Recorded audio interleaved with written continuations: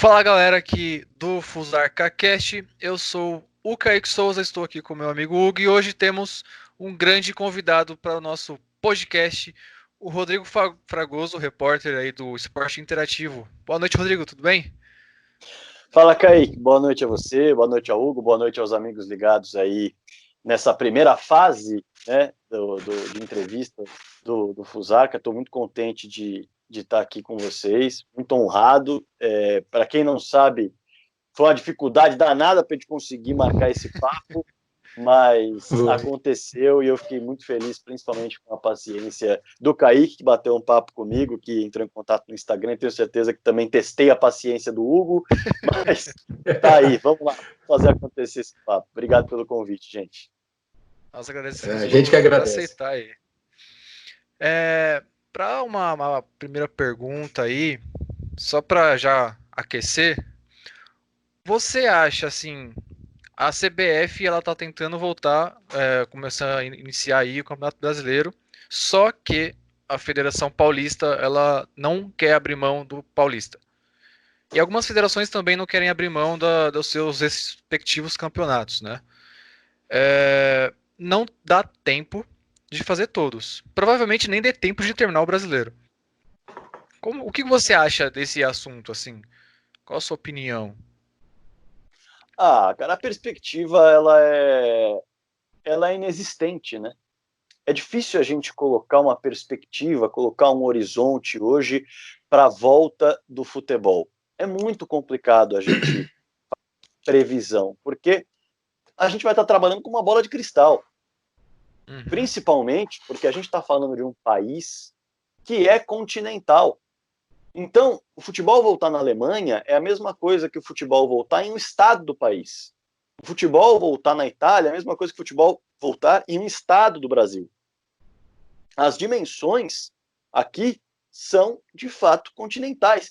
Então, também há esse problema de que, por exemplo, um estado esteja com a sua curva baixando e um outro estado esteja com a sua curva ainda aumentando, ainda subindo.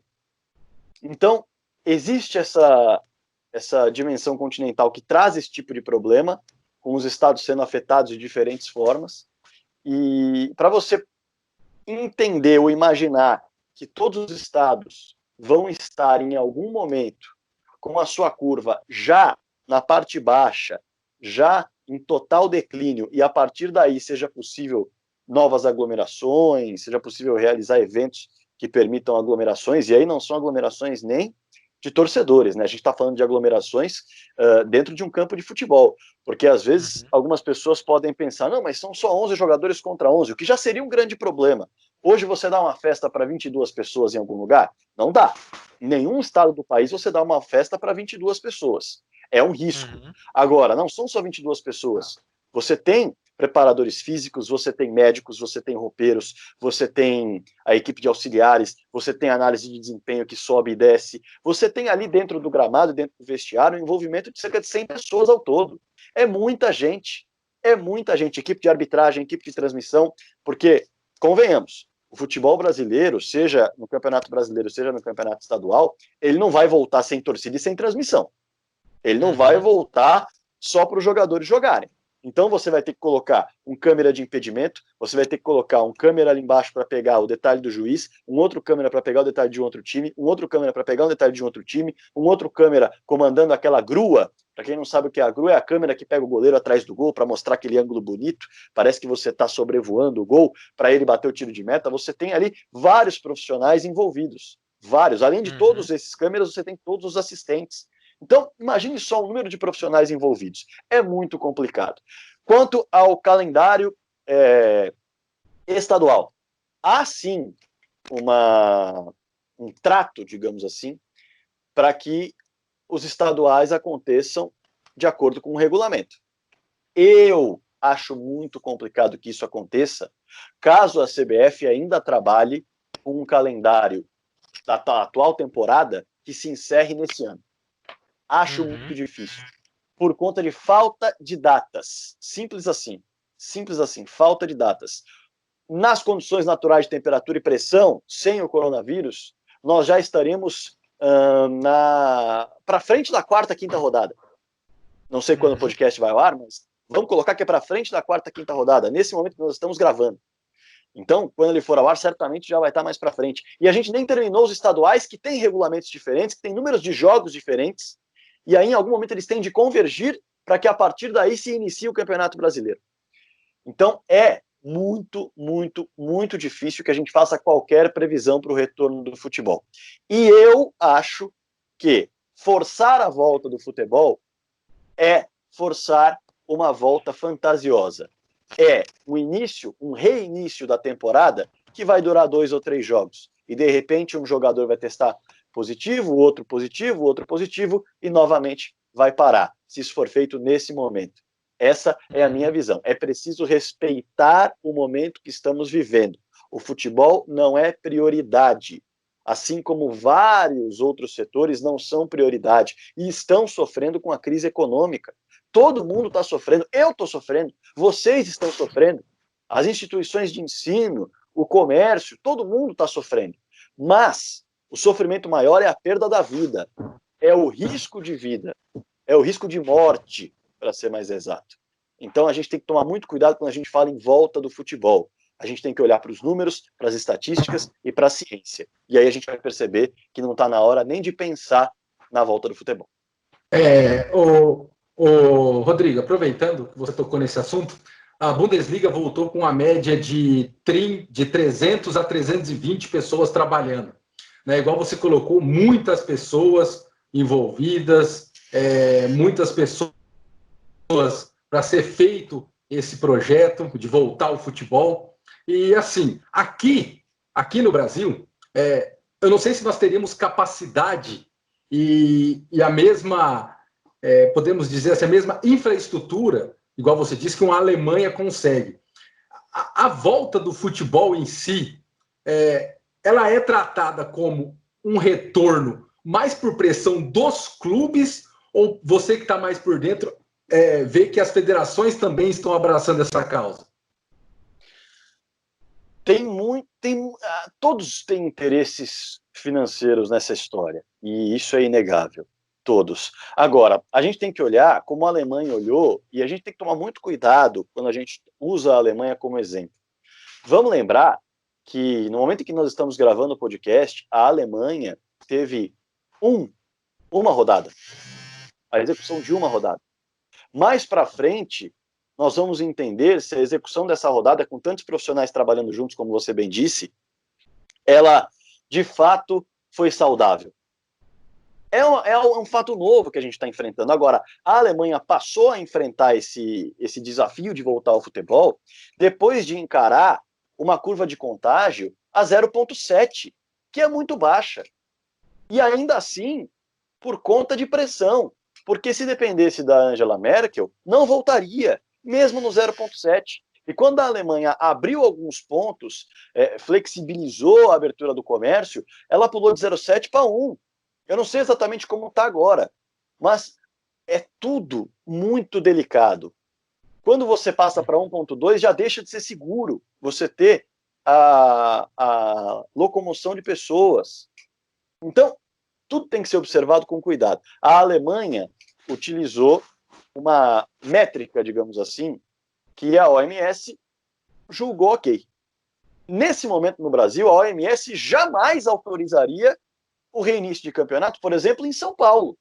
Eu não posso falar, confesso, porque não estou acompanhando tão de perto, mas eu não sei como está a curva de contágio na Bahia. Eu sei que em Manaus está muito ruim, eu sei que em Fortaleza a situação não está muito legal, mas enfim, pode ser que em um ou outro estado a curva de contágio surja como um argumento positivo para a volta do futebol. Só que a gente ainda tem que pensar que nós temos inúmeras subnotificações, inúmeras. Nós somos um país que testa muito pouco por milhão, e isso é um grande problema, porque quanto maior o número que você testa por milhão, mais você enxerga o quarto aceso e vê o que tem nele. Agora, se você começa a testar um número muito baixo por milhão, você está entrando num quarto escuro e está falando que está seguro, sendo que você não está enxergando se está seguro ou não. Então, olha só quantos detalhes eles precisam estar alinhados para que a gente comece a pensar na volta do futebol. Entende? Eu acho que é aí que está o grande detalhe, é aí que está o que a gente tem que prestar atenção. O Campeonato Brasileiro é uma ilusão nesse momento, mas o Campeonato Alemão não. Por quê? Porque o Campeonato Alemão ele se dá em uma geografia parecida com a de um estado, se a gente for comparar com o Brasil. Então é mais fácil você enxergar o que tem naquele quarto. Se você tem uma testagem grande e se você já tem uma identificação de uma curva baixa, de contágio também baixo. Tudo isso tem de ser levado em conta. Perfeito. E nessa primeira rodada, indo um pouco aí para a Bundesliga, a gente tem um destaque aí da volta do Borussia Dortmund comparado à volta do Bayern de Munique, que o Borussia Dortmund enfiou 4 no choque, o choque 0-4, e o Bayern ele voltou num ritmo bem abaixo do que era o esperado em teoria, né? Fazendo uma análise dessas duas equipes, você acha que o Bayern, ele, mesmo levando em consideração o tempo que ficou parado e tudo mais, você acha que ele ainda é o favorito a ganhar o título? Tanto é que até agora o Borussia Mönchengladbach, ele também tem a possibilidade de chegar perto dos líderes, né? Eu acho que são 3 ou 4 pontos separando. Então, eu confesso que eu acompanhei só a partida do Borussia Dortmund, não assisti ao Bayern, mas você já está me trazendo um relato interessante, né? As equipes elas vão passar a responder lá para a terceira rodada executada. Então, a gente tem que lembrar que o Schalke 04 foi um belíssimo saco de pancada, né? Não só para o Borussia, mas para outras equipes. E o Borussia... A quinta goleada na Bundesliga. Pois é. Então, ainda que seja um clássico, ainda que chame atenção pela importância do jogo histórica e tradicional na Alemanha, nós estávamos vendo ali um time muito forte contra um time fraco, contra um time de desempenho péssimo na Bundesliga, contra um time de retrospecto, como bem disse o Hugo, de 5 goleadas na Bundesliga. Então não é um time para você falar, peraí, o Borussia voltou acima dos outros. O Borussia voltou diferente. É claro que na transmissão, muitas vezes, e faz parte, o comentarista se empolga, o narrador se empolga, e eles acabam falando juntos, olha, parece que o Borussia não parou nessa paralisação do futebol, minha nossa. Só que era um time muito fraco que o Borussia estava enfrentando. Então, o que me parece é que o Borussia atropelou o Schalke, porque o Schalke não pôde treinar, assim como o Borussia, só que o Borussia é arrumado. O Schalke não é um time arrumado. O Schalke é um time que ainda não se encontrou, o Schalke é um time bagunçado, o Schalke é um time defensivamente muito frágil. Então, você pega um time que tem todos esses defeitos e fala, vocês vão parar um bom tempo aí, hein? E depois vocês vão voltar a treinar e já vão pegar de prima um time que está voando, parou voando no caso. Naturalmente, o que era ruim piorou. Então, eu acho que a gente tem que ter calma para analisar depois dessa primeira rodada. Acho que o Borussia tem total capacidade de buscar o título, é claro, principalmente pelo Haaland, pelo Brandt, enfim, são jogadores que é impressionante como conseguem resolver uma jogada com um toque na bola. Eu acho que a grande beleza do futebol, ela está nisso, né? Você conseguir resolver, você conseguir quebrar um sistema ou quebrar uma linha defensiva com um toque na bola. Um toque. O passe do primeiro gol é algo brilhante, é algo de cinema. O passe do primeiro gol, que é dado para a ponta e a partir daí vem a assistência. É um passe de letra, mas é maravilhoso. E quebra a defesa. Então, a gente tem que ter calma para dizer que o Borussia voltou melhor que os outros. A gente pode dizer que o Bayern, talvez, não tenha colocado toda a sua força naquele primeiro jogo, porque também a questão física pesa. Você, muitas vezes, no início de temporada, se machuca justamente porque ainda está na dosagem ali. O jogador acaba forçando mais. Imagina quando você pega uma intertemporada que você nunca viveu, você para por um bom tempo, depois você começa... E, aliás, é sempre bom lembrar, esse é um detalhe legal de se falar, porque muita gente não vai acabar esquecendo disso. Mas os jogadores de férias, mesmo quando eles estão no momento normal, eles treinam. Peraí, muitos jogadores treinam em academias, muitos jogadores saem para correr, muitos jogadores trabalham com aparelhos, trabalham junto com um personal. Dessa vez, os caras tiveram que se virar dentro de casa. Claro, alguns têm as academias próprias, mas é diferente. Então, é realmente algo que a gente tem que esperar 3 rodadas para analisar e ver se algum time realmente sentiu mais a pausa ou não. Mas, de fato, o Borussia mostrou que o entrosamento, que aquela conexão do time não se perdeu. E é natural, os jogadores se conhecem, sabem como vão se posicionar, tem uma ligação bacana e isso flui normalmente. Mas o Schalke, pelo contrário, se conhece, mas não tem uma ligação bacana, não conseguiu funcionar como equipe na temporada, e a partir daí, quando você, além de tudo, tira esses caras no meio da temporada, para tudo e depois volta para treinar de novo, fica mais complicado, as coisas acabam piorando ainda mais. Ô Rodrigo, eu queria voltar na questão da pandemia, que é uma coisa que a gente fala sempre aqui no nosso podcast, e eu falo bastante no meu canal.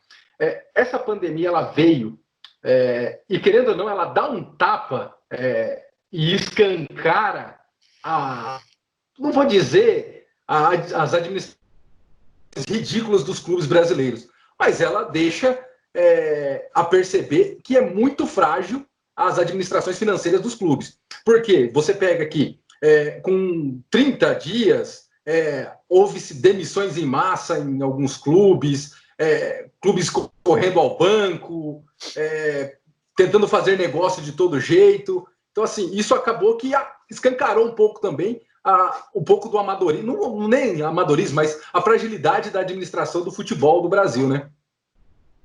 Sim.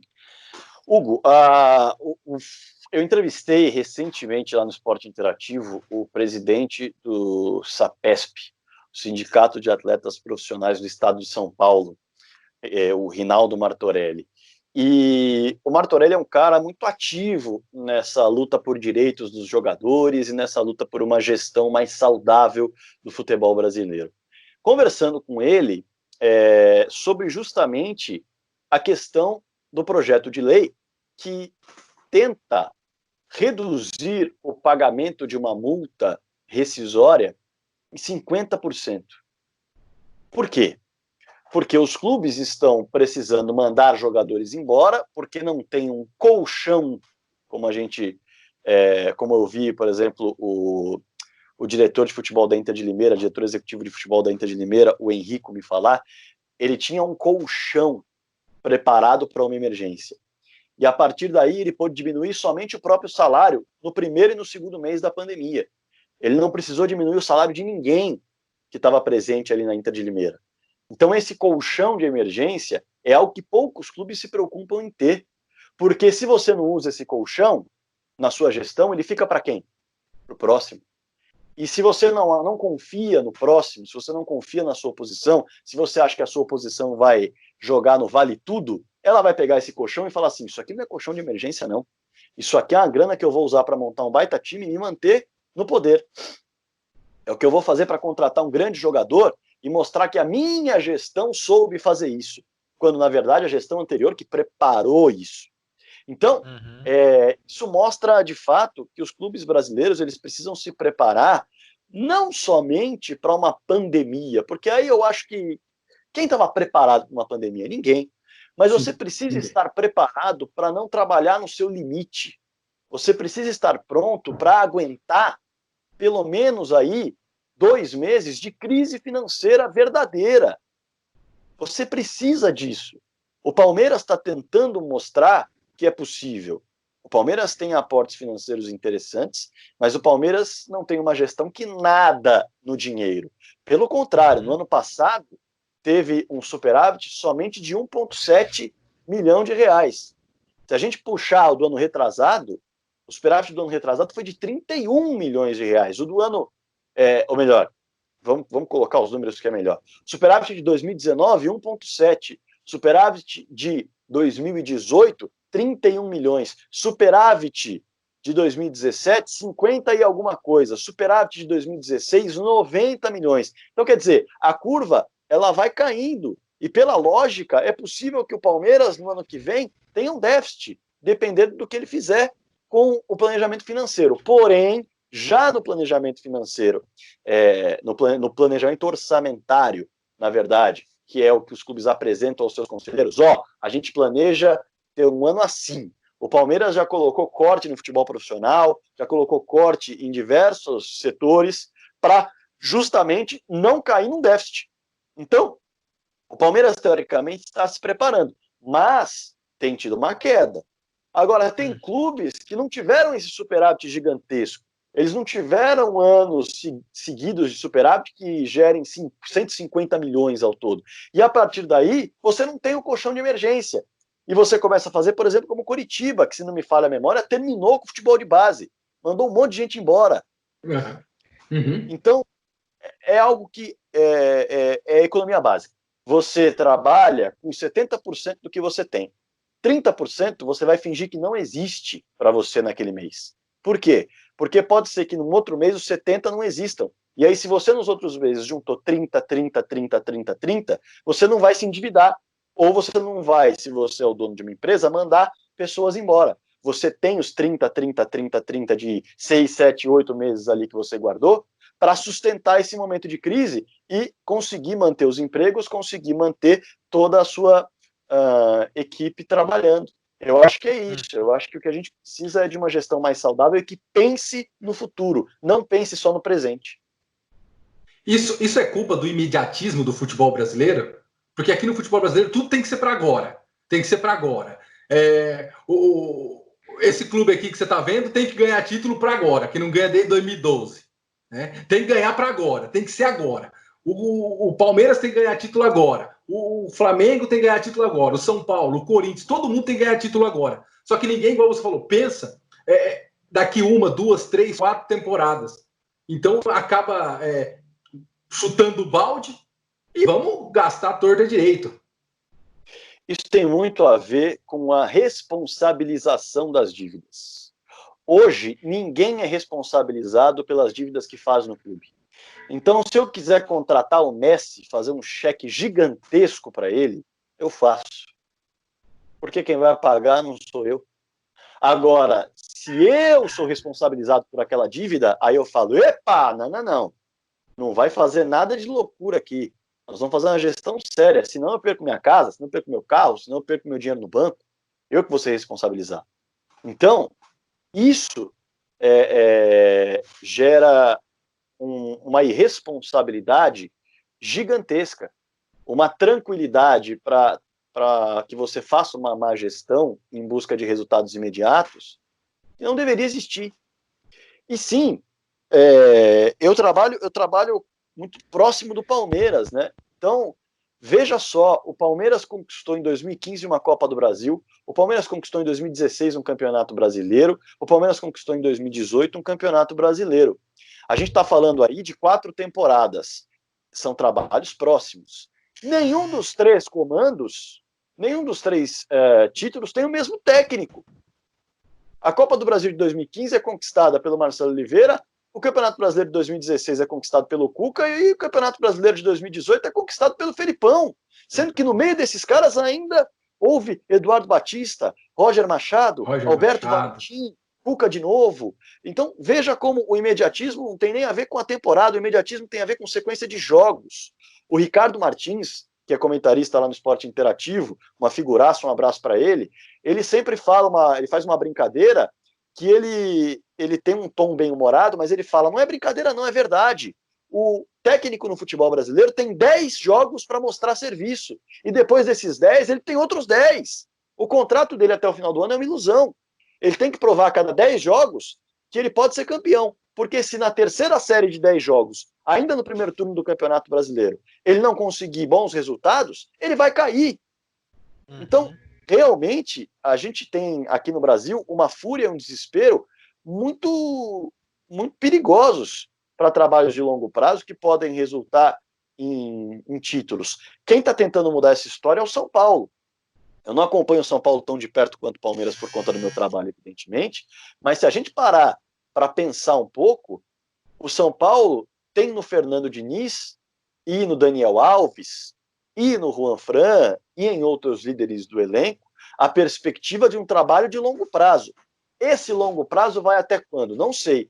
Só que, para mim, pelo menos para mim, foi inédito um clube, depois de resultados ruins, de sequência ruim de resultados, colocar um vídeo explicando por que aquele time está jogando bem, tentando mostrar para a torcida como aquele time tem dado mostras de que pode dar resultado, e por isso o torcedor tende a apoiar o trabalho do técnico. Eu não me lembro de algo assim. Claro, o Palmeiras, por exemplo, teve o Alexandre Matos indo lá da coletiva com o Felipão e o Cícero, mas a situação era tão diferente, era uma situação tão agressiva, digamos assim, por parte da diretoria, que não parecia um apoio ao Felipão, mas parecia muito mais querer mostrar que a diretoria estava presente, estava de olho. Agora, a do São Paulo não, a do São Paulo já quis mostrar que é preciso apoiar esse cara. Eu não estou falando de boca, eu vou mostrar lances para vocês entenderem que esse cara é inteligente, esse cara pode fazer o time jogar bem, esse cara pode fazer o time a longo prazo ganhar, coisa que o São Paulo não ganha há muito tempo.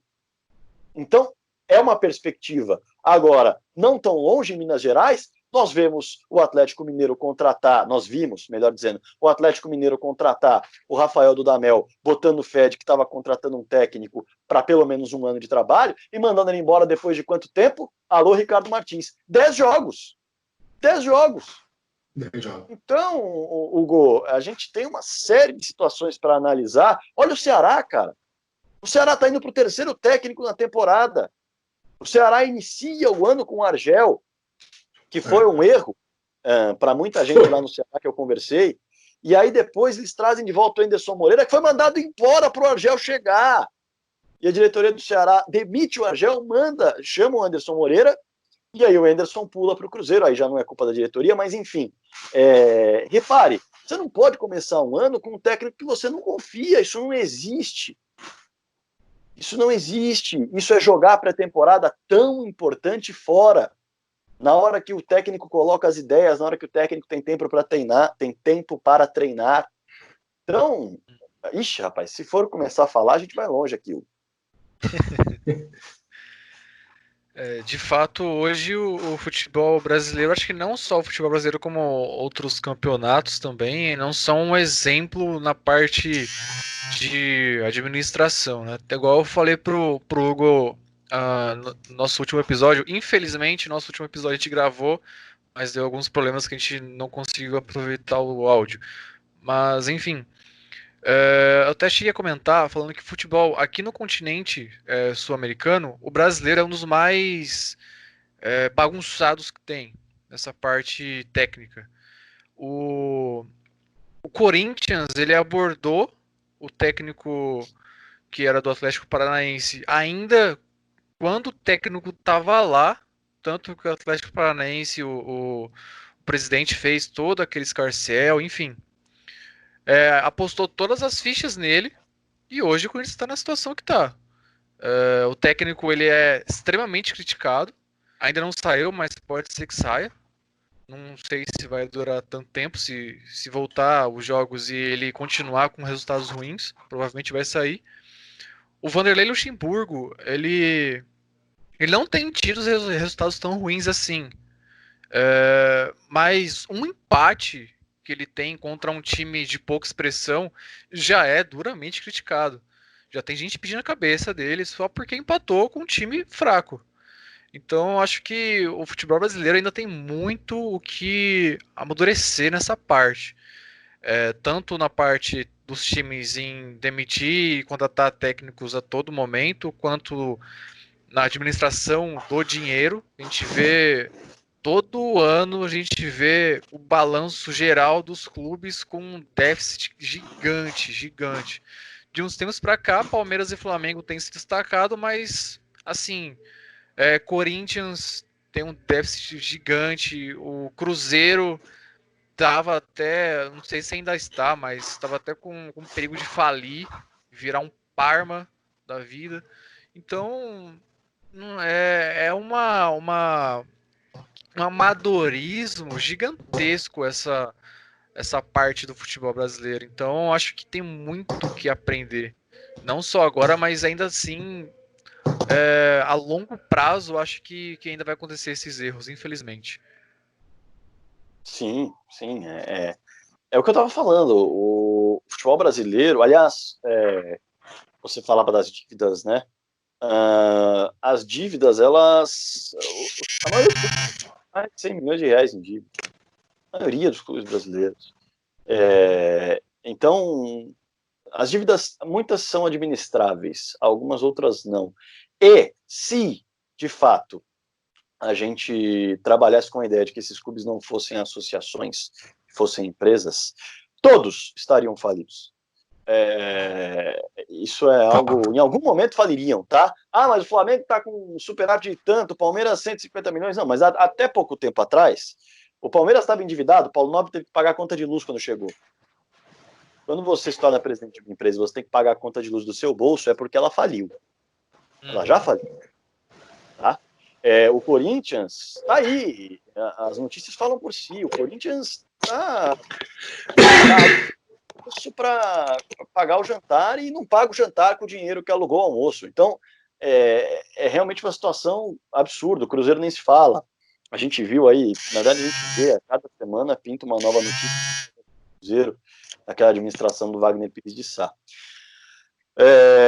Mas é isso, Kaique. O futebol brasileiro ele tem muito a aprender. E puxando ainda um ponto sobre o que você falou na tua colocação em relação aos treinadores, o trabalho do Luxemburgo, por exemplo, o trabalho do Luxemburgo não, o Palmeiras em si é uma panela de pressão. E isso não sou eu dizendo. Sou o Eduardo Batista. Eu entrevistei o Eduardo Batista aqui no Esporte Interativo recentemente para falar sobre a Batalha de Montevidéu, que fez aniversário de 3 anos. Um jogo histórico, de fato, e que vai render matérias e matérias por aí nos próximos anos. E olha só, o Eduardo Batista falou assim, eu torço para que o Palmeiras ganhe logo uma Libertadores e um Mundial, para que os profissionais que estejam lá dentro tenham paz para trabalhar. Então, repare, quando você coloca a pressão quase que obrigatória de um time ser campeão do seu continente para que o trabalho seja bem avaliado, você vê o tamanho da pressão que existe num clube de futebol e como ela é descabida. Você não pode colocar o sucesso de um trabalho no título continental. Quando você está medindo forças com todos os times do continente, os melhores times do continente, você não pode fazer isso. Mas é o que acontece, não só no Palmeiras, mas em outros inúmeros clubes Brasil afora. De fato. Caio, deixa eu fazer mais uma pro Rodrigo em relação à administração, enfim. Rodrigo, a gente tem visto aí, igual você comentou, na questão do Corinthians, todo mundo já viu o que aconteceu com o Cruzeiro, N clubes aí tendo dificuldades, alguns clubes conseguindo sanar algumas dívidas, uns sanam dívidas com a União, outros pagam outros tipos de conta, enfim, o futebol brasileiro ele vai chegar uma época que os clubes vão poder trabalhar tranquilamente na questão financeira, ou você acha que do jeito que está indo não existe possibilidade, mesmo se virar empresa, que tem projeto de lei já tramitando no Senado, mesmo se isso virar empresa, você acredita que os clubes vão conseguir trabalhar com essa tranquilidade financeira, ou aí é caos perdido já e tentar trabalhar com o mínimo de prejuízo possível? Tudo depende da administração, e principalmente não só da administração, mas da sequência de administrações que os clubes passarão a ter. É difícil você cravar, porque quem ia imaginar que o Cruzeiro estaria se afundando em dívidas quando a equipe consegue um bicampeonato brasileiro e um bicampeonato da Copa do Brasil em sequência? Sendo que o prêmio da Copa do Brasil é algo surreal e o time conquistou esse prêmio 2 vezes. Ninguém ia imaginar. Só se você de fato fizesse o que fizeram Rodrigo Capello e Gabriela Moreira, se não me falha a memória, foram os dois que prepararam um estudo e uma pesquisa e um trabalho de apuração fantástico em cima do que estava acontecendo no Cruzeiro. Então, é difícil a gente prever. O que a gente sabe é que uma administração irresponsável ela vai custar mais caro para quem realizar se estiver em uma empresa. Diferente do que acontece quando você está em uma associação, como funcionam hoje diversos clubes do futebol brasileiro. Mas, Rodrigo, a questão do Corinthians especificamente, né? O nosso glorioso André Sanches diz que se de repente a gestão dele não estiver funcionando, ele antecipa as eleições e sai fora. Eu não acho isso digno de um presidente de um clube do tamanho do Corinthians. Não acharia nem do presidente do time do Nova Esperança aqui da minha cidade. Agora, uma pessoa que tem um cargo máximo num dos maiores clubes do país, um dos maiores clubes do continente, time reconhecido no planeta inteiro, dar uma declaração dessa, é de você, independente do time que você torce, independente do ramo que você trabalha, é de você ficar muito chateado e muito triste de saber que existem pessoas que falam, já que isso não der certo mesmo, eu pego minha bola, meu boné e vou embora. Aí fica complicado a gente acreditar em qualquer tipo de colocação de um futuro ou de um atual presidente do Corinthians.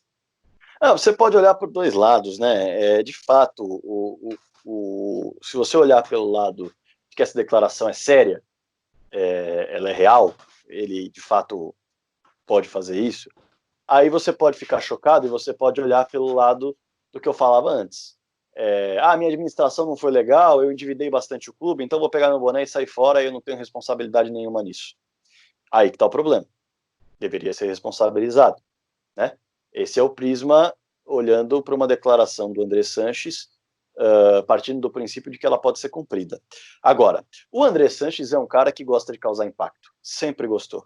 Faz parte da personalidade dele, faz parte do folclore dele. Então, eu acho que ele quis, de fato, com essa declaração, muito mais chamar a atenção, dar uma resposta de peso, do que propriamente dar uma perspectiva do que ele pode fazer, entendeu? Eu acho que ele quis mais, vamos ao popular, ele quis causar. Ele quis, vou dar uma tumultuada, vou dar uma resposta forte aqui, porque já estou de saco cheio de ouvir algumas coisas. Eu acho que foi mais nesse tom, minha percepção. Não imagino o André Sanches abandonando a gestão do Corinthians. Mas se de fato isso acontecer, aí é hora de olhar para aquilo que eu estava falando. Aí é hora de olhar para a responsabilização dos dirigentes em cima de uma gestão irresponsável. Agora saindo um pouco desse assunto, entrando num assunto um pouquinho mais tranquilo, digamos assim. Rodrigo, o que fez você escolher o jornalismo, e especificamente o jornalismo esportivo? Foi a paixão pelo futebol, cara. Foi a paixão pelo futebol. Isso não tem como negar, é muito difícil negar. Porque você cria as suas relações, você cria os teus gostos quando você é moleque, né? Quando você está se desenvolvendo ali. E olha, a grande ligação que eu sempre tive com meu pai foi o futebol. A grande ligação para se divertir, né? O que nós vamos fazer de divertido? Vamos falar de futebol, vamos brincar de futebol, vamos jogar futebol. E naturalmente isso foi trazendo aquele gosto do futebol para um desejo de entender mais sobre aquilo. E quando você começa a conversar sobre futebol com outras pessoas quando você é criança, você quer mostrar que você sabe bastante daquilo que você está falando. E aí você vai crescendo falando, como é que eu consigo, de fato, viver falando disso aí que eu gosto de falar? E aí alguém fala, cara, jornalismo esportivo, dá para chegar lá. Então é difícil, é uma história que é até clichê, acho que para muita gente, mas tem muito a ver com isso, o gosto por futebol, a paixão por pegar um Borussia e Schalke, sentar no sofá e assistir, a paixão por assistir a final do campeonato do Butão, que foi algo que eu fiz nessa quarentena, só para entender como se jogava futebol no Butão, nesse país, porque era um jogo que estava online, ao vivo, e um amigo meu, Bruno Eduardo Nunes Alves, do Gandula BR, fantástico, baita de um jornalista, me sugeriu. Então, eu acho que tem muito a ver com isso. É você querer entender, você querer viver aquele jogo de todas as formas. Uhum. Ô, Rodrigo, partindo para esse lado, existem personagens que são, entre aspas, odiados no futebol, né? Para o torcedor, o árbitro e os seus assistentes, podemos dizer que são os personagens máximos odiados. Tirando a questão de rivalidade, essas coisas, odiado pode ser uma palavra meio forte, mas é para impactar mesmo. Faz sentido. O outro, e o outro é a equipe que faz a transmissão do jogo, porque tem muito torcedor acha que você cobre o Palmeiras. Não, tenho certeza que faz. Você é palmeirense. Até de repente possa ser.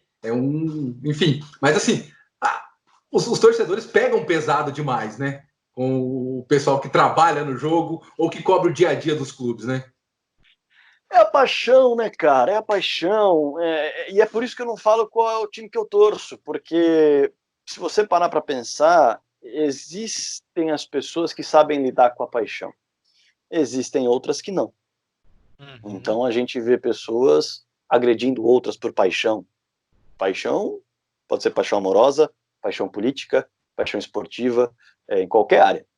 E no futebol, essa paixão cega de uma forma que assusta. Então é justamente por isso que eu não falo o meu time. É natural que as pessoas falem, o Fragoso é palmeirense, embora eu nunca tenha falado do meu time, porque eu cubro o Palmeiras há 6 anos, se não me falha a memória. Estamos indo para o 6º ano de cobertura do Palmeiras. Então, é natural que as pessoas achem, porque eu falo muito de Palmeiras, mas é meu trabalho, é natural. E pode ser que daqui 5 anos eu esteja no emprego porque eu fale muito de Corinthians, daqui outros 5 anos eu fale muito de São Paulo, e aí cada um vai criar as suas teorias de acordo com o momento que conheceu o meu trabalho. Mas é paixão, não tem muito o que falar. Eu acho que as pessoas tinham que ter mais, pensar mais na hora de agir. Mas o futebol parece que não permite isso. É um ambiente que as pessoas libertam todas as frustrações delas. Mas posso dizer com tranquilidade que se eu fui xingado, não me marcou. Talvez 1 ou 2 vezes, mas eu não consigo nem pensar de cabeça aqui. Na verdade, lembro de uma vez, mas eu não liguei e o cara passou andando reto.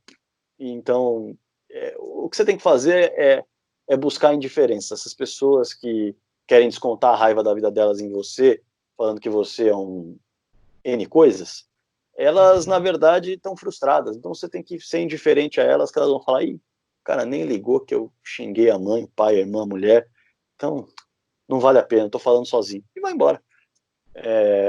Mas é isso, Hugo, é difícil lidar, quando a coisa é muito na sua cara, na sua frente, é difícil lidar, mas você tem que respirar fundo e tratar com indiferença, e se de fato houver algum tipo de agressão física, aí você tem que procurar os seus direitos e fazer essa pessoa pagar por isso. Mas eu nunca passei por isso, graças a Deus. Beleza. Legal, show de bola. E desde que você iniciou na parte do jornalismo esportivo, até o momento em que você entrou no esporte interativo, qual foi o trabalho que mais te marcou, assim, aquele que foi mais especial para você? Seja a cobertura de um jogo, seja a entrevista com alguém. Cara, a cobertura que mais me marcou, e acho que a cobertura que mais vai marcar a minha vida, eu acho que não vai ter uma, espero, torço para que não tenha nenhuma parecida com essa, foi o acidente da Chapecoense. Essa cobertura realmente foi muito marcante, foi muito forte, desde o momento em que eu soube do acidente até a viagem para a Colômbia e depois a viagem para Chapecó. Foi uma cobertura em que eu pude sentir tudo que estava acontecendo de perto.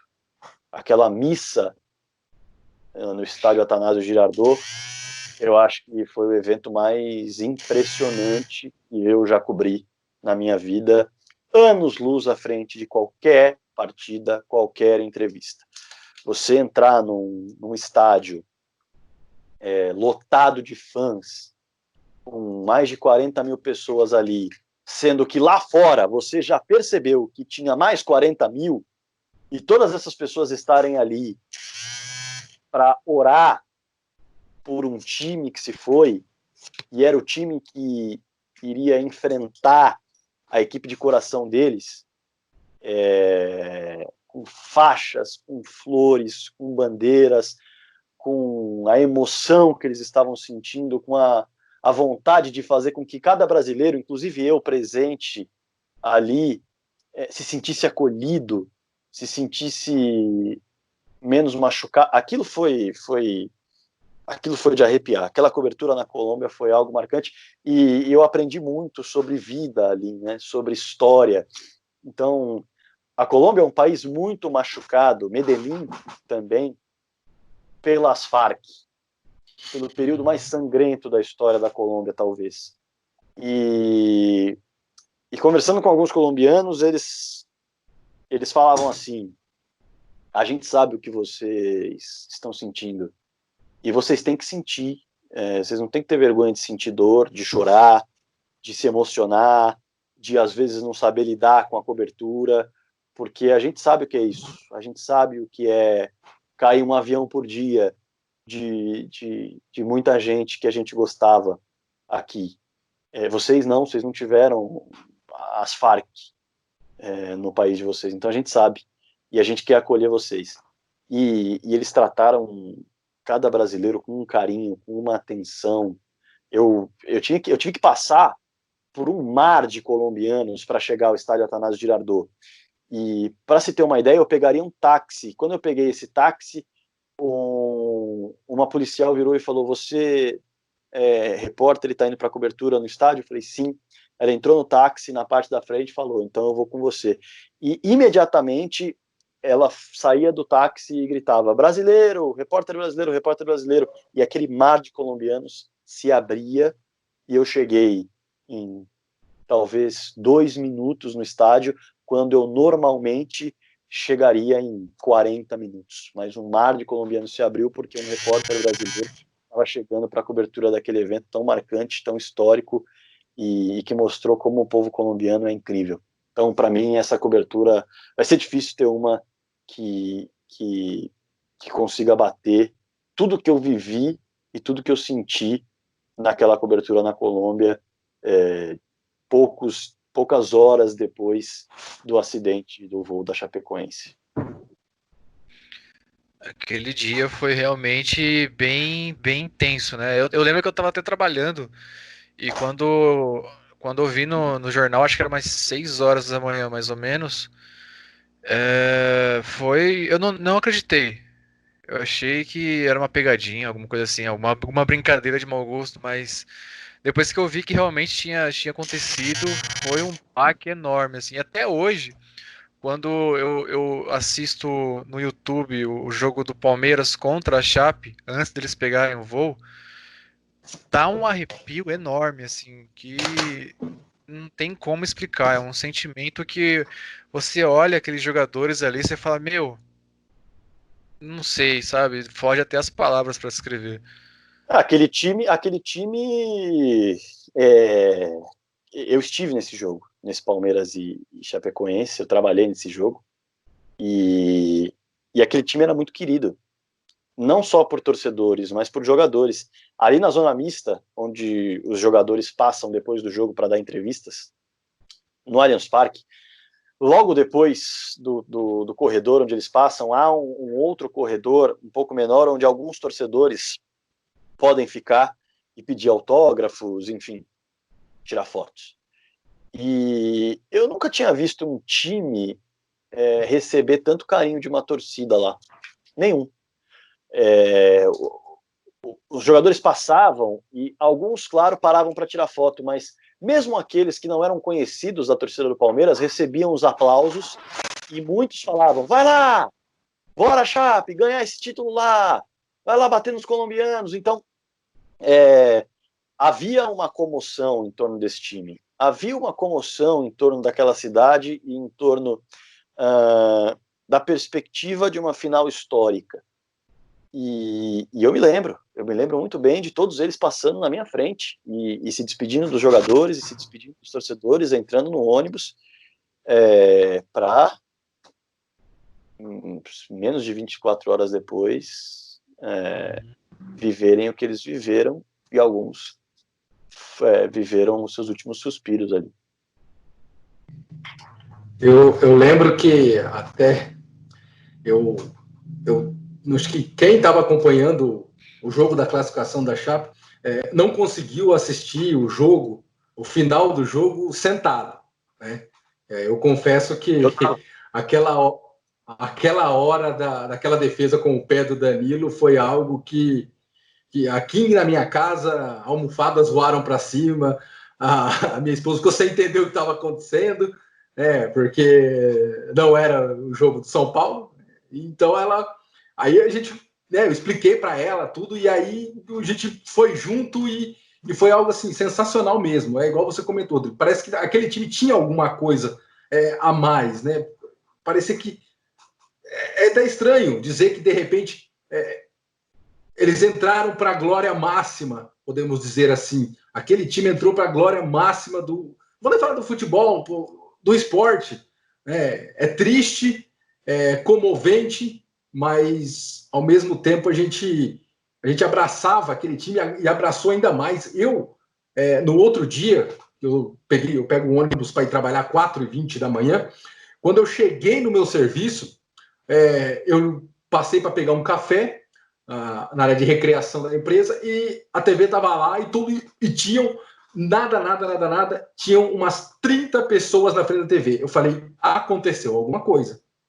A hora que eu cheguei e vi, eu não consegui fazer mais nada no meu dia. E a partir dali eu vivi todos os momentos da Chapecoense. Eu falei pro meu supervisor, você me desculpa, mas eu não vou conseguir trabalhar, tô sendo sincero com você. Eu vou ficar aqui no computador, acompanhando. E foi assim, quando eu cheguei em casa, eu acompanhei tudo o que aconteceu, maioria das vezes incrédulo do que tinha acontecido. E a cada vez que eu passava horas na frente da TV, que eu via, que eu sentia, eu sentia um algo a mais. A hora que foi feito a despedida dos jogadores na Arena Condá, acabou tudo, a minha esposa chorando. Eu olhei para ela e falei assim: eu vou comprar uma camisa da Chapecoense. E no outro dia eu tinha feito a compra da camisa da Chapecoense. Assim, tudo isso para dizer que, por mais que de alguma forma ou outra, eu acho que a Chapecoense acabou sendo o segundo time de quase todo brasileiro. Ainda tem muita gente que fala: mas o acidente já foi faz tempo, não sei o quê, a Chapecoense está devendo. Não interessa. Quem tem um certo sentimento, uma certa comoção pelo que aconteceu e também pelo futebol, acabou adotando a Chapecoense como seu segundo time. Independente. Quando o São Paulo vai jogar contra a Chapecoense, eu falo: tomara que ganhe, mas também não ganhe de muito, para a gente ficar feliz. E aí, emendando agora a pergunta, eu tenho o sonho de ser jornalista esportivo e não escondo, Rodrigo, não escondo o time que eu torço. Você acha que eu vou ter uma dificuldade maior, né, de repente ingressar nesse meio, por questão, igual você comentou, de torcedores, ou de repente a gente sabe que tem algumas empresas que preferem que os jornalistas não digam o time que torce para não causar nenhum tipo de problema. Para quem está começando, dizer o time que torce pode ser um possível problema? Hoje, eu acho que para quem está começando hoje, talvez não seja um problema tão grande, porque a geração que começa hoje, ela é uma geração que ela está há tanto tempo mostrando o time que torce nas redes sociais que esconder já não vai funcionar mais, sabe? Mas eu acho e eu sinto que há sim algum... eu percebo que se um chefe tem à disposição 2 nomes de mesmo peso, e esse aqui não fala o time que torce, esse aqui fala, ele vai para o time pro que não fala o time que torce. Para ser repórter, tá? Para ser repórter. Agora, para ser comentarista, para ser narrador, a perspectiva muda. A perspectiva muda. Porque, primeiro, você quando comentarista, você dá muito mais opinião do que informa. E isso tem um peso interessante. Vamos lá. Quando você é comentarista, você, de um modo geral, comenta sobre várias coisas ao mesmo tempo. Você comenta jogos de vários times ao mesmo tempo, né? Então você, no sábado, está comentando o jogo do Palmeiras, no domingo está comentando do Corinthians. Aí na quarta-feira está no do São Paulo e tal. E você está nos programas, seja no podcast, seja no programa esportivo, seja no rádio, na sua plataforma, no seu Twitter, comentando vários clubes. E aí, quando você fala o seu time, é claro que você vai ganhar a rejeição de muita gente, também vai ganhar a admiração de muita gente, o que está errado, porque as pessoas têm que te admirar pelo seu trabalho e te rejeitar pelo seu trabalho, não é pelo time do seu coração. Mas, como eu já disse, a paixão cega. Então, dentro dessa perspectiva, você acaba lidando melhor dependendo da sua personalidade. Agora, o repórter não, o repórter ele traz informação. E aí que está o grande problema. Porque quando você trouxer uma informação bacana daquele clube, você vai ser taxado, do clube que você torce, você vai ser taxado de clubista. Quando você trouxer uma informação bacana de um outro clube, vão falar que você está querendo passar pano para outro clube e fingir que você não quer falar do seu time. E quando você trouxer uma informação contra o seu time, todo mundo que te admira vai falar, todo mundo que te admira por conta do seu clube do coração e não por conta do seu trabalho, vai falar, safado, esse cara dizia que torcia para o mesmo time que eu, mas não torce, olha lá ele trazendo coisa que prejudica o meu time. Então, eu não gosto mais desse cara. E aí vai se juntar essa outra parcela de rejeição, que é ignorante, é uma rejeição absolutamente ignorante.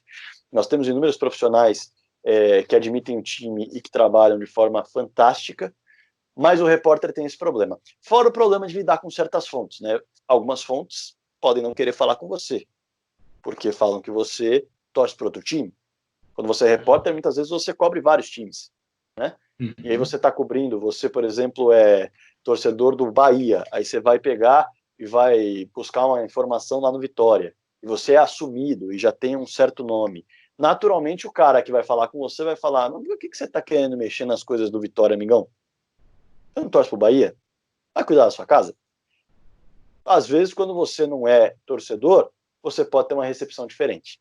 Então, torcer para um clube quando você trabalha no dia a dia do jornalismo implica ônus e bônus. E eu vejo mais ônus do que bônus. Minha opinião. Eu vejo mais ônus do que bônus e é justamente por isso que eu não assumo o time que eu torço, não falo por qual time meu coração bate. Só que mais para frente eu quero fazer isso. Porque mais para frente, quem sabe, eu possa me tornar um comentarista. Né? Mais para frente eu possa me tornar um narrador, um apresentador, quem sabe.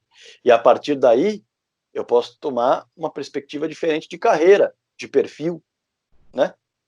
Então, tudo depende do andamento da tua carreira. Conheço pessoas que assumiram o time desde o começo e não tiveram problemas. Então, é muito imprevisível. Mas eu vejo mais ônus do que bônus, Hugo. Só como exemplo, eu escrevo matérias para o site torcedores.com. E eu estava procurando algumas pautas e achei uma curiosidade sobre o São Paulo. Né? Que o São Paulo nunca venceu nenhum jogo fora de casa nas partidas finais da Libertadores. Fiz a matéria, tudo foi ao ar. E aí eu fui divulgar a matéria nos grupos de WhatsApp que eu tenho. Aí teve uma pessoa que falou assim para mim, tá vendo? Nunca fala do São Paulo. Aí quando vem falar, quer dizer, nunca fala mal do São Paulo. Aí quando vem com informações, vem com essas aí, ó, que o São Paulo nunca perdeu em final de Libertadores, nunca ganhou em final de Libertadores. Vem falar logo de competição continental. Aí eu falei, amigo, lê a matéria, depois você debate comigo, mas lê a matéria, cara, me ajuda primeiro, depois você me xinga e tal. E é um cara super gente boa, né? Sempre acompanha o meu trabalho, tudo, mas sempre quando tem a oportunidade, ele dá aquela cutucadinha, igual você comentou, falando, o é clubista, né? Até figurinhas fizeram de mim, minha cara com a caveira, né? E falando assim, esperando o Hugo falar mal do São Paulo. Mas, enfim, igual você falou, são coisas que acontecem. Aí você pega esse tipo de coisa e multiplica para quando você estiver, digamos assim, nacionalmente famoso. você vai ter que ter um estômago do tamanho do Brasil, sabe? Sim. Porque você vai ser xingado das piores coisas, você vai ser criticado das piores coisas, tudo de forma injusta, porque ninguém pode julgar o teu trabalho pelo teu time. Eu acho que qualquer argumento que vem com clubista ou seu palmeirense, corintiano, santista, são paulino, não sei o que, safado, tá errado, porque você tá usando o clube como adjetivo. Então tá errado, meu amigo. Você não tá olhando pro trabalho, você tá olhando pro coração do cara. E o coração do cara, desculpa, o cara usa em outra hora. Ele não vai usar para ganhar o pão dele. Porque se ele usar o coração dele para ganhar o pão dele, a chance de daqui a pouco Não ele ganha. perder o pão dele é grande. Uhum. Mas é difícil explicar isso para muita gente. É bem difícil. E levando até isso como essa parte do clube como exemplo, falar de certas emissoras também, eu acho que pode prejudicar mais pra frente. Por exemplo, eu posso dizer, eu gosto muito do Grupo Globo, Sport TV, enfim, eu prefiro eles do que a ESPN. Aí, mais pra frente, eu tenho uma oportunidade de fazer uma entrevista na ESPN. Eles vão achar isso lá em 2000, no dia 10 de dezembro, quando eu falei isso, e não vão me Um querer. Twitter de 98. Sim, sim, porque eles sempre tem esse tipo de pesquisa de antecedentes, digamos assim. Então, é um exemplo também. Um exemplo um pouco mais verídico, vai. Eu gosto muito do esporte interativo, não é porque você trabalha lá e tá falando com a gente hoje, mas eu gosto muito do esporte interativo. Eu comecei a gostar do esporte interativo quando eu vi um jogo do Manchester United, na época que o Cristiano Ronaldo ainda estava lá, e por uma coincidência, eu não sei, funcionou na minha TV, que não era TV fechada. O sinal pegou. E eu Parabólico. vi o. Transmitia Era, na Parabólica. eu acho que era, eu acho que era. Esporte interativo Aí transmitia na Parabólica. Esporte interativo foi CTV fechada. Deixa eu tentar puxar pela memória. Deve fazer algo em torno de 5 anos. Quando foi o Neymar. Acho que há 5 anos. 2014, se eu não me engano. 2014 ou 2015, por aí. Antes era Parabólica. Isso mesmo. eu lembro que foi um gol do Cristiano Ronaldo. Eu nem torço pelo Manchester United. Mas foi um gol do Cristiano Ronaldo que eu saí correndo a casa inteira. Com uma narração, eu acho que na época era do André Henning já. Nossa, cara, foi assim. Meu sonho era narrar um jogo do lado do André Henning, cara. Mas é lógico, eu vou falar isso no Twitter, aí eu arrumo uma oportunidade no Sport desculpa, no Sport TV. Os caras vão falar, por que você não foi no Sport Interativo primeiro? Então eles Não, não vão querer, ó. Kaique, você elogiar trabalhos não gera problema. O problema é você ou comparar ou criticar. Essa é a minha visão. Então, eu acho que quando você está no mercado... A questão é a seguinte, as pessoas têm que entender que nem tudo que vem à cabeça delas tem que ser publicado no Twitter. Esse é o primeiro passo, né? Então, assim, eu tenho que entender que quando eu estou publicando algo ali, eu estou publicando uma mensagem para muitas pessoas que eu nem conheço. E a partir daí isso pode me trazer consequências. Qualquer mensagem pode trazer consequência. Qualquer coisa que você escreve ali pode trazer uma consequência. Por isso tem que ser usado com responsabilidade. Quando você vira e fala, cara, que fantástica a narração do André Henning, um dia eu queria estar do lado dele. Legal. Agora, se um dia você virar e falar, cara, o esporte interativo é horrível, isso vai se virar contra você. Cara, eu adorava quando a Champions era transmitida na ESPN, porque no esporte interativo, minha nossa, é só gritaria. Isso vai se virar contra você se um dia você quiser trabalhar no esporte interativo. E se você tiver ainda um chefe mais cuidadoso, digamos assim, ele fala, se esse cara tá falando isso eu sou da ESPN, por exemplo, e o cara tá me elogiando para detonar o outro canal. Quem disse que ele não pode fazer isso daqui uns 2 anos comigo? Não me interessa esse perfil de pessoa aqui. Então, as pessoas principalmente tem que entender isso. Tudo que você torna público pode te trazer uma consequência. Tudo. Uhum. Então, eu adoro o esporte interativo e odeio o tal canal. Tá bom. Liga pro Hugo e fala. Liga pra sua mãe e fala. Fala pra tua esposa. Agora, as pessoas têm que entender que se elas começarem a publicar várias opiniões que envolvem o dia a dia delas, elas vão ter que arcar com as consequências. Então, se elas escrevem que elas odeiam vários lugares, não contem com uma receptividade desses lugares no dia em que vocês quiserem trabalhar lá. Eu acho que Sim. é isso. Então, certas opiniões a gente tem que guardar pra gente. É melhor. É melhor. Ô, Rodrigo, só para. Eu já estava com isso na cabeça quando a gente começou a comentar, aí o Kaique falou sobre o André Henning e me veio aquele estalo de lembrete. 2007, até fui pesquisar aqui para ver se eu não ia errar. 2007, San Antonio Spurs na final contra o Cleveland Cavaliers 4-0. Teve um jogo, acho que se eu não me engano, foi o último jogo que a Sport Interativo estava fazendo, o André Henning estava narrando, e eu estava assistindo com o meu irmão. O LeBron pegou uma bola e era praticamente a bola para decidir o jogo. E o André Henning, ele narrou mais ou menos assim. O LeBron James recebe a bola, ele passa no meio da quadra, LeBron James, tal, aí de repente ele pega o cronômetro estourando, o André Henning fala: passa a bola, LeBron, passa a bola. E o LeBron não passou, ataque, ponto do San Antonio, praticamente para sacramentar o título. Isso ficou tão marcado para mim e para o meu irmão que até hoje, quando nós vamos jogar bola, e às vezes eu não gosto de tocar, o meu irmão grita lá do gol, que ele é goleiro: passa a bola, LeBron, passa a bola. Então, assim, às vezes você tem um time para narrar algumas coisas, de repente isso você pode estar se recordando agora, o Kaique também, mas para algumas pessoas, igual, por exemplo, para mim, acaba ficando marcada, às vezes, uma narração que é simples, né? Então, por isso que a pergunta, né? Tudo isso para fazer mais uma pergunta, assim, tudo que você vai fazer, principalmente nesse ramo, você tem que fazer como se fosse especial para todos, né? Ou igual o Berton mesmo falou no curso para nós, se você vai cobrir, por exemplo, o time, igual eu cobri o campeonato amador aqui da região, né, que foi Nova Esperança e, por exemplo, Presidente Castelo Branco, são duas cidades próximas e rivais.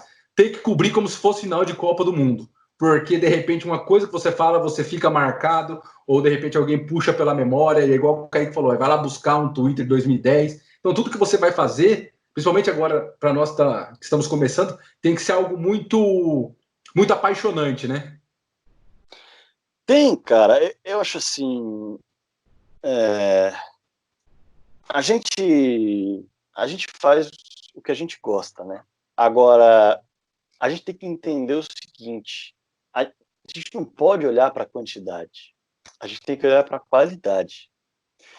Então, assim, vamos pensar no lado racional. Você foi cobrir o campeonato amador da sua região. Eu tenho certeza que você, para fazer com que o seu trabalho seja bom, fez um trabalho que chamasse a atenção. Por quê? Porque aquele é o meu peixe. Eu tenho esse peixe aqui para vender do meu trabalho. Eu vou tratar ele mal? Eu vou chegar, eu sou feirante. Eu sou um feirante, eu cheguei na feira, tem 200 barracas. A minha barraca, eu só vendo um tipo de peixe. E é o peixe mais simplinho que tem. Mas, cara, eu vou achar um jeito de mostrar que aquele peixe é sensacional. Porque eu preciso que as pessoas achem ele sensacional. Eu preciso. Porque aí o meu trabalho vai ter êxito. Então, tudo você tem que colocar o coração. E eu estou falando de uma forma muito lógica, eu estou usando a razão, não é nem aquela história de, é apaixonante, não. Não, a gente precisa que o nosso peixe seja bem vendido. Sempre. Por isso a gente tem que colocar tudo que a gente pode. A gente tem que colocar dedicação, a gente tem que colocar estudo, a gente tem que colocar preparação e a gente tem que colocar o nosso coração. A gente tem que colocar. Porque aí o campeonato da tua região Você não vai virar e falar assim, fiz a cobertura aqui, o jogo foi horrível, vou escrever um negócio de 3 linhas aqui que o jogo não merece mais que isso. Tá bom, então o seu público não vai gostar do seu trabalho, porque você não fez o jogo ser mais do que isso. Você não achou ali o que tinha de especial. Então a sua dedicação tem que ser fazer aquilo que você está fazendo naquele momento, aquilo que você está cobrindo naquele momento, ser especial, ser bacana para alguém. Eu tive muito essa experiência cobrindo a Série D e a Série C do Campeonato Brasileiro pelo Esporte Interativo. Cara, eu me doava corpo e alma para fazer com que aquele jogo que tinha 300 pessoas na arquibancada e era a 4ª rodada de 15 da Série C fosse quase uma final de campeonato. Eu queria que quem estivesse assistindo sentisse isso. Rodrigo, você está sendo falso com aquela pessoa. Não. Eu não estou sendo falso, porque eu não estou mentindo para ela. Mas eu estou contando que o goleiro ali já teve proposta do Corinthians, bateu na trave e não foi, e essa Série C é fundamental para ele mostrar a bola que ele tem e talvez partir para um outro clube maior. Porque aquele estádio ali já teve o Pelé jogando. Porque o sistema de som daquele estádio é muito curioso, sabe por quê? Porque ele é um carro que liga o som alto e tem um daqueles megafones que tocam o hino para os times ouvirem o hino nacional. Não tem um sistema de som, é um carro. Olha só que curioso, olha só que legal. Então, você vai encontrando argumentos para mostrar para aquele cara que está assistindo aquele produto que vale a pena ele estar lá. Que ele vai ver coisa diferente, que ele vai ver coisa curiosa, que ele vai ver história legal. Às vezes não é a qualidade do jogo, mas é tudo que envolve aquele jogo. Aquele time que está com 3 vitórias seguidas na Série C, e se ele conseguir mais 3, ele vai já estar prestes a se classificar, e ele nunca se classificou. Então aquela cidade está empolvorosa, porque pode ser que vá para o mata-mata. Tudo isso é ingrediente para você fazer um prato especial para quem está assistindo. Esse é o coração que você tem que colocar. Essa é a dedicação que você tem que colocar. Porque se aquilo não é tudo isso no conhecimento geral, e você vai transmitir aquilo para alguém, você tem que fazer aquilo ser tudo isso e mais um pouco para aquela pessoa. Aí sim o seu trabalho vai ser bem feito. Uhum. Show de bola. Show de bola. Beleza, tem mais alguma pergunta, Ogão? Não, na verdade é mais uma curiosidade, mais assim, questão de bastidor mesmo. Para nós aqui é tudo muito superficial, né? A gente vê a transmissão como ela realmente é. Realmente, trabalhar com o André Henning e o Vitor Sérgio é diferente? É muito legal, cara. É muito legal. Eu não sei dizer se é diferente, porque eu não tenho tanta experiência com inúmeros outros narradores. Mas é muito legal, cara. O André é um cara que ele tem um perfil de narração muito diferente, né? É um perfil sarcástico, ele é ácido, né? Eu acho que, por exemplo, o que você falou agora do passa, Lebron, passa, isso tem muito dele, assim, ele é um cara que ele torce para que algo especial aconteça. Ele torce pelo drama, né? Qual a graça de você narrar um toque para lá, um toque para cá? Tá acabando o jogo aí e o LeBron tá segurando a bola. Não, passa a bola, cara, vai acabar. Então, assim, ele tem uma entrega muito grande e o perfil dele é sarcástico, então essa mistura é fenomenal. E é um cara muito legal de trabalhar, é um cara que não coloca ninguém em enrascada, é um cara que tá sempre ali pronto para te tirar de uma enrascada, sem cobrar nada de volta, não. E eu mesmo tenho uma história muito legal com ele, como repórter, e aí não foi nenhuma transmissão. Isso mostra como ele é um cara que se preocupa com quem está ali se entregando. E isso é fundamental também, Hugo. Quando o cara sente que você está se entregando, quando a tua equipe percebe que você está se entregando, a tua equipe joga com você. Isso é fundamental. Então, eu fui no lançamento do uniforme laranja, em homenagem ao terrão do Corinthians. E foi um lançamento cheio de fogos, meia hora antes do jogo, um baita de um evento. E eu faria um link ao vivo no programa na época que era o No Ar com o André Henning, mas ele era diferente, ele tinha um perfil diferente, não era um programa de entrevistas. Tinha entrevista, mas também tinha entradas ao vivo de coisas que estivessem acontecendo no momento interessantes e importantes. E aí eu estava lá, Só que, cara, o sistema de som da Arena Corinthians é uma loucura. Eu tenho a impressão de que eles têm certeza que os corintianos são surdos. Porque é muito, muito alto. Muito alto. E eu estava lá para fazer justamente o evento, para contar para o André o que estava acontecendo. Só que a hora que eu chamei o André Henning, o André falou, vai lá, Rodrigão, o que está acontecendo aí na Arena Corinthians? Lançamento do uniforme, é isso? Eu comecei a falar e começou uma bateria de fogos ensurdecedora, gigantesca. Eu não consegui escutar mais nada que estava acontecendo no programa. E eu comecei a falar. Por quê? Porque eu falei, cara, eu não vou conseguir ouvir se o André tá me escutando, eu não vou conseguir mais ouvir pergunta do André, então eu preciso falar. E eu comecei a falar sem parar durante 15 minutos. Em um dado momento, os fogos pararam, o sistema de som diminuiu o volume e tudo mais, e aí eu, já quase sem voz, já quase sem respirar, André, é isso, uniforme lançado, já já a bola rola aqui na Arena Corinthians. E beleza, entreguei para ele. Quando eu cheguei na TV no dia seguinte, porque ele foi embora, ele jogou pra caramba, ele falou, Rodrigão, eu preciso falar com você. Aí ele sentou comigo e falou, meu velho, você praticamente cuspiu sangue de tanto que você estava falando. Você percebeu? Aí eu falei, cara, eu percebi, mas eu não te ouvia de jeito nenhum.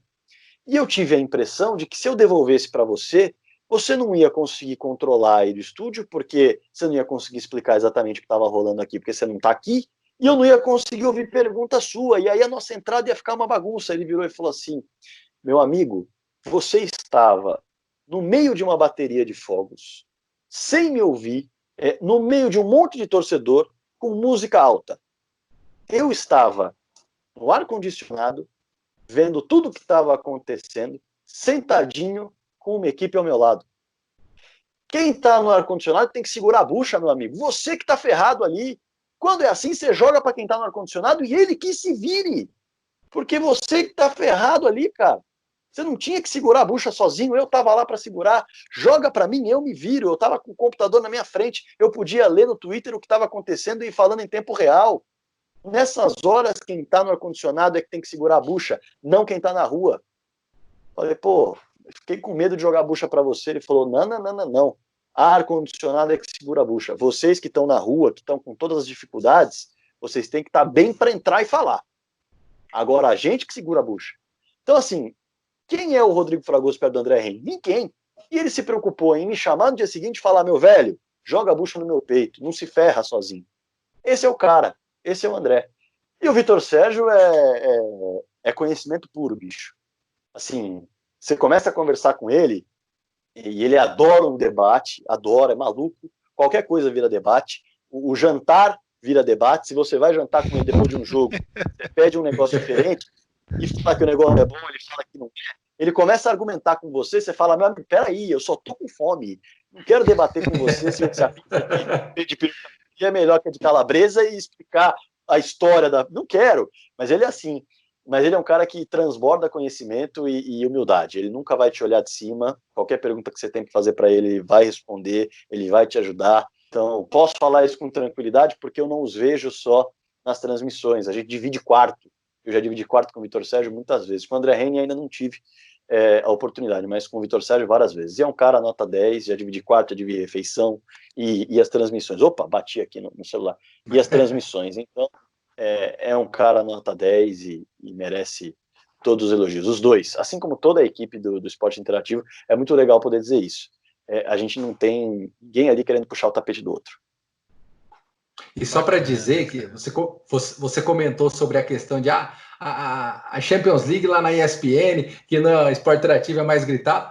Rapaz, quantas e quantas vezes eu procurei jogos do André Henning, porque igual você falou, eu gosto desse negócio, às vezes, do cara dar um grito a mais, e eu gosto de um jogo, de um comentário, de uma narração um pouco mais ácida. Então, eu particularmente, quando tenho a possibilidade de ver jogos que ele está fazendo, para mim é um prato cheio, cara. Aí tá a chave.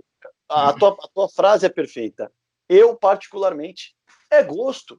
Isso é basicamente gosto. Tem gente que odeia o André Henning e ele sabe disso.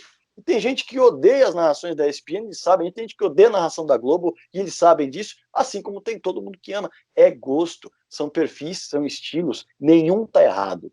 Muito pelo contrário, todos estão certos. Agora, cada um tem o seu estilo, cada um tem o seu perfil. Sim, Exato, de show de bola. fato.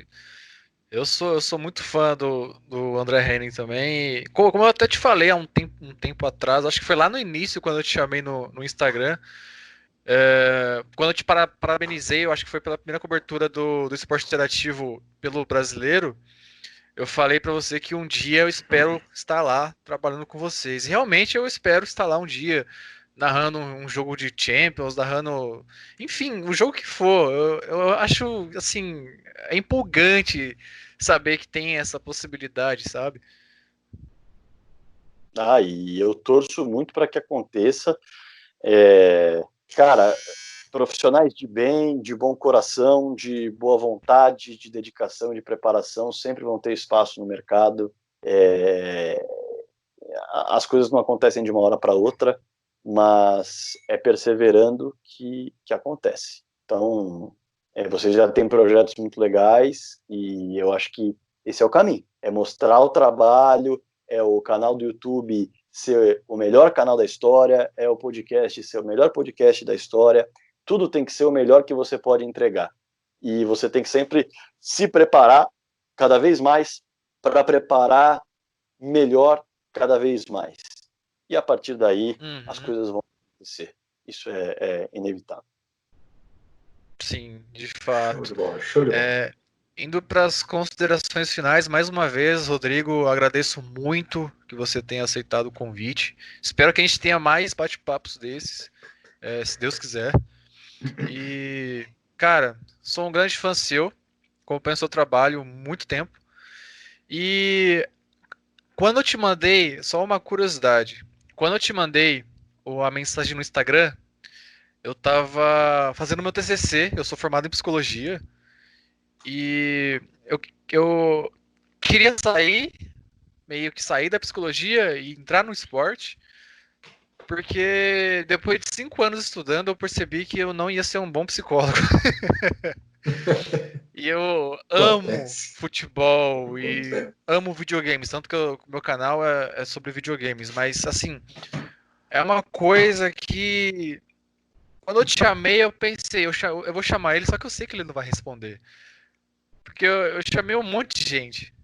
E só você respondeu. E quando você respondeu, eu falei, nossa, eu não acredito que ele respondeu. Eu mostrei pra minha mãe, eu falei, mãe, olha, ele respondeu a minha mensagem, minha mãe sem entender nada, assim, tipo.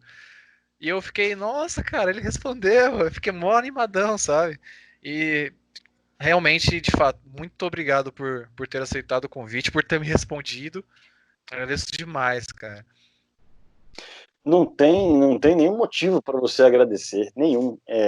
Assim, eu não vou ser hipócrita eu falar, nossa, é muito legal, eu respondo todo mundo. Eu não respondo todo mundo, não consigo responder todo mundo. Mas é aquela história. É importante você tentar. É importante você tirar um tempo. É importante você virar e falar, peraí, tem pessoas que acompanham o meu trabalho que querem falar comigo. E eu tenho certeza que vocês já viram isso. E assim, isso é o que faz você construir pontes importantes. Isso é o que faz você construir fãs. Você disse que é um fã meu, né? Eu fico muito feliz por isso. E eu acho que quando você interage com uma pessoa e mostra que é importante que aquela pessoa esteja ali para você, você cria um laço de carinho imediato. Cara, assim, você não tem ideia da sensação positiva que me causa saber que você, Kaique, você, Hugo, acompanham o meu trabalho, gostam do meu trabalho, se interessam pelo meu trabalho. Porque isso é o sucesso do que eu falei para vocês. Isso significa que eu peguei o peixe que eu tive na mão durante os dias que eu tive, consegui fazer vocês gostarem daquele peixe. E eu acho que isso é fantástico pro jornalista. Isso é a sensação de que você acertou, você atingiu a pessoa de uma forma positiva. E o que você acabou de me falar me deixa absolutamente contente, e por isso que eu falo, não me agradeça. Quem tem que agradecer sou eu. Eu que agradeço pela sua mensagem, pela sua procura, pelo carinho de vocês dois. Espero que tenha sido um podcast legal, espero que tenha sido um episódio legal. Com certeza. E é claro que eu estou à disposição para qualquer novo papo. Foi muito legal, agradeço o carinho de vocês, agradeço a atenção e a educação de vocês. E é isso, eu acho que a gente tem que valorizar os bons papos, as boas pessoas, os bons profissionais, e vocês são dois bons profissionais que eu já valorizo e já carrego carinho. Obrigado mesmo. Muito obrigado. Ô, Rodrigo, uma consideração final, Gão? Com certeza, com certeza. Assim como o Kaique disse, Rodrigo, nós agradecemos principalmente pela questão assim, nós tentamos, e diariamente nós mandamos mensagens para várias pessoas, né? E você foi uma pessoa que se importou de olhar para aquela mensagem do Kaique e falar, opa, igual você comentou, deixa eu responder ele, né? É uma pessoa que de repente está atrás do meu trabalho, que me admira, que realmente nós somos fãs seu. E assim, é tão gratificante para nós quando uma pessoa que a gente vê trabalhando bem, vê que é um cara extremamente... Eu às vezes, eu escutava você falando e eu ficava assim, sem hipocrisia nenhuma. Eu ficava maravilhado escutando você falando, puta merda, ele sabe muito. Caramba, eu não sei nada. Ele sabe muito. Ele...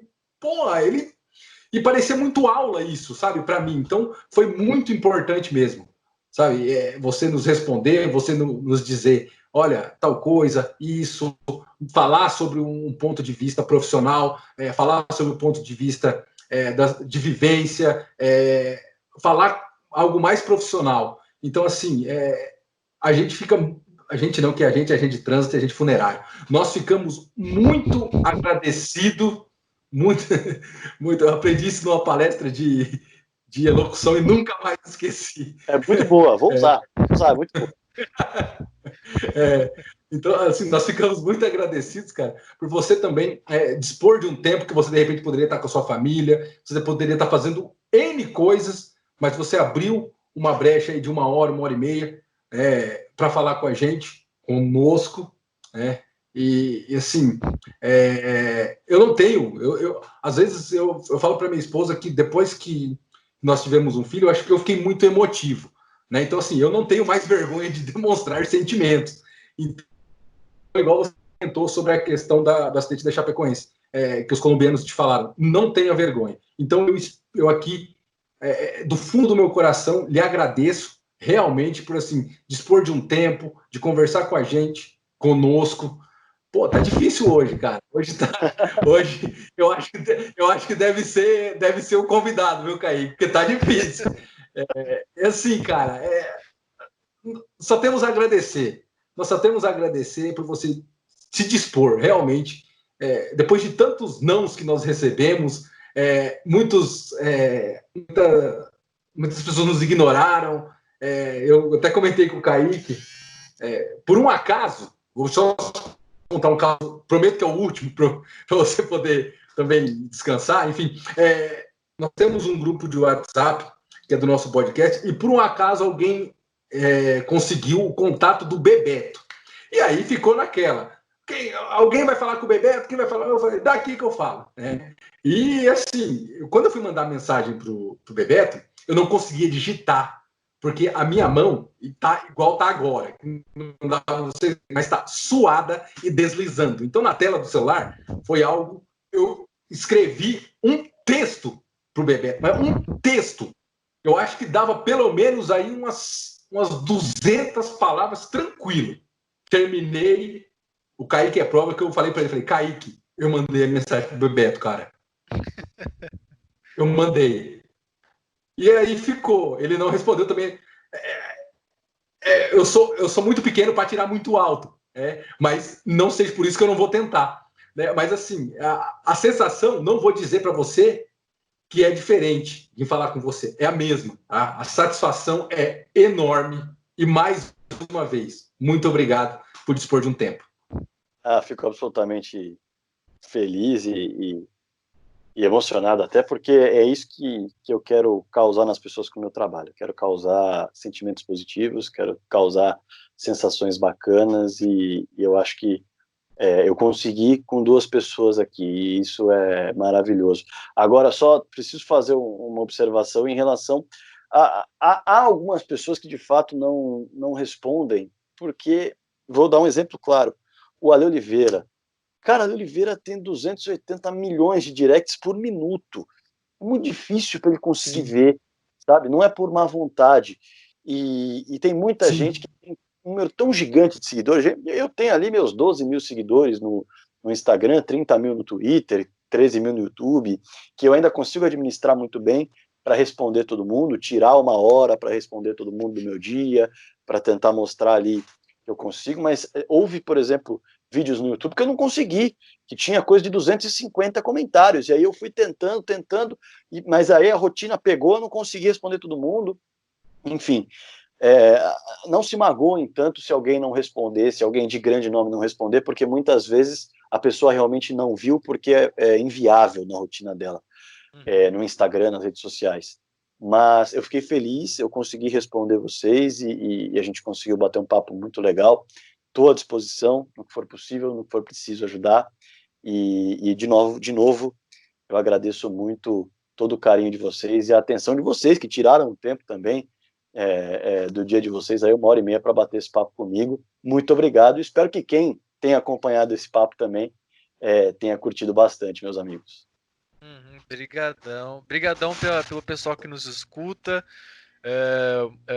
Agradeço muito a audiência de todos. Vocês são muito importantes para a gente nesse caminho que a gente quer trilhar até chegar ao esporte interativo, à ESPN, à Fox, enfim. Deus sabe onde vai nos levar. Agradeço muito e na semana que vem a gente está aqui novamente. A gente não, a gente é gente de trans. Nós estaremos aqui novamente. É isso aí, galera. Muito obrigado. Mais uma vez, nós agradecemos o Rodrigo e espero que vocês continuem nos acompanhando. E também, se você não acompanha ainda o trabalho do nosso convidado, está perdendo reportagens, conteúdos, tanto no Esporte Interativo quanto nas redes sociais, no YouTube, de muita qualidade.